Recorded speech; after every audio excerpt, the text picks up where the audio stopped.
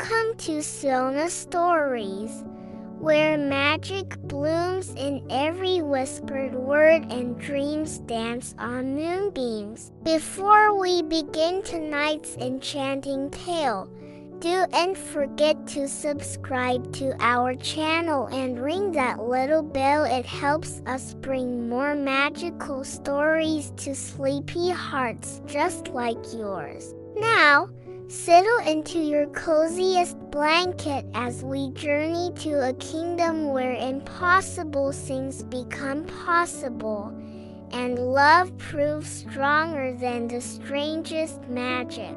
In a village where morning mist waltzed between cobblestone streets, there lived a miller's daughter whose heart was as gentle as butterfly wings. Her hair caught sunlight like threads of burnished copper, and though her family's cottage was humble, it overflowed with warmth and laughter. The girl's father ran the village mill, where golden wheat dust danced in sunbeams like tiny fairies at play.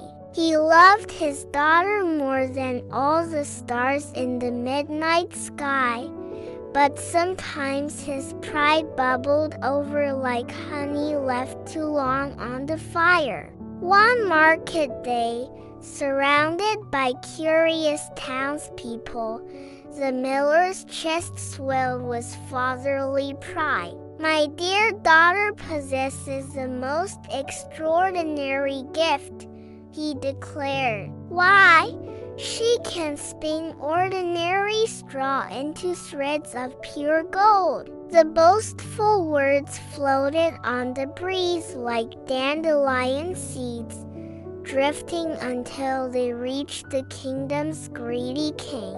When he heard such impossible claims, his eyes lit up like candles in a cathedral. "Bring this remarkable maiden to my castle," he commanded. "If she truly possesses such magic, she shall prove it." Soon the young woman found herself in a tower room high above the clouds, where the chamber overflowed with golden straw that rustled like whispered secrets. "Transform all the straw into gleaming golden thread by sunrise," the king declared, "or face consequences too terrible to imagine."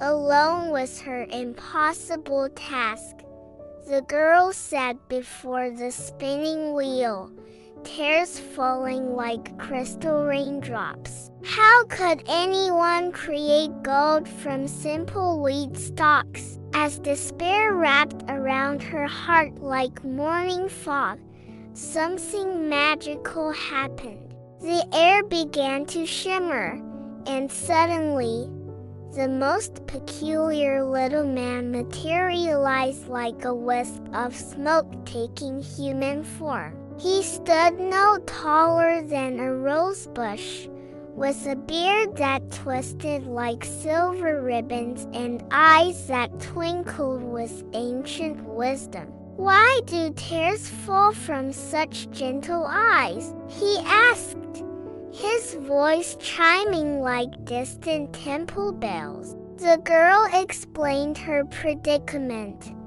and the strange little man smiled a smile that held secrets older than the deepest forest. "Magic flows through these hands," he said, "but such gifts require fair exchange.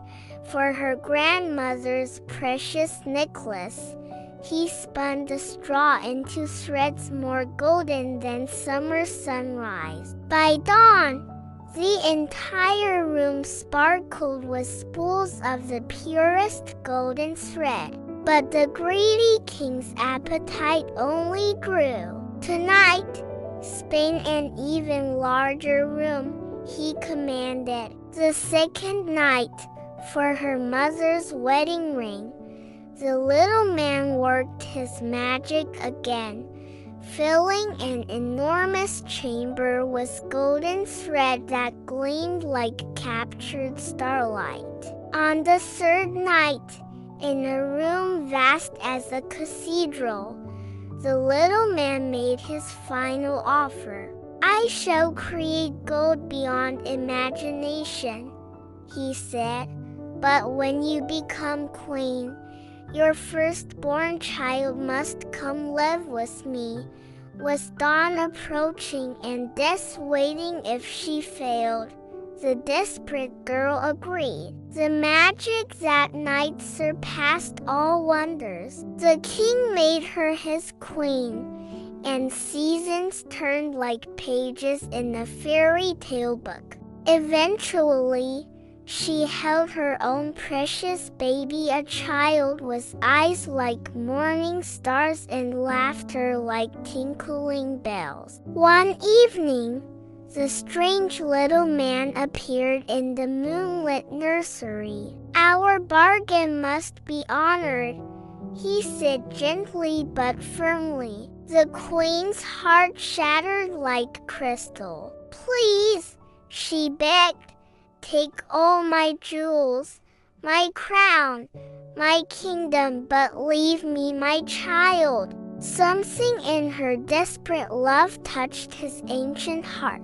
"I shall offer one final chance," he said. "If you can discover my true name within 3 days, your child remains with you forever." Hope blazed in the queen's heart like a phoenix rising. She sent messengers throughout the kingdom, seeking every name ever whispered in any village or glen. The first day brought common names, the second day exotic ones, but the little man only smiled and shook his head like autumn leaves dancing. As the third day dawned, her cleverest messenger returned with eyes bright as stars. "Deep in the enchanted forest," he said breathlessly, "I found a hidden clearing where a strange little man danced around a magical fire, singing, 'Tonight my plan's complete.' The queen will weep in her defeat, for never will she guess my game, that Rumpelstiltskin is my name." When evening came and the little man appeared expecting triumph, the queen stood tall as mountain peaks. "Your name," she declared with love's own power, "is Rumpelstiltskin." The little man's eyes widened like full moons. He began spinning like a whirlwind caught in a tempest, crying, "How did you know?" He spun faster and faster until he whirled himself right through the stone floor and vanished forever. The queen gathered her precious child in trembling arms. She had learned that love gives strength to solve impossible puzzles, and that a mother's devotion can overcome even the strangest enchantments. From that day forward, she ruled with wisdom learned through trial and triumph, remembering always that true treasures cannot be spun from straw. They live in the bonds of love, the power of clever thinking, and the courage to never surrender hope. This timeless tale whispers to us that love conquers the strangest challenges, that clever hearts can solve mysterious puzzles, and that the most powerful magic of all is never giving up hope. Sweet dreams, little ones, and remember that your own heart holds magic more wonderful than any spinning wheel could ever create.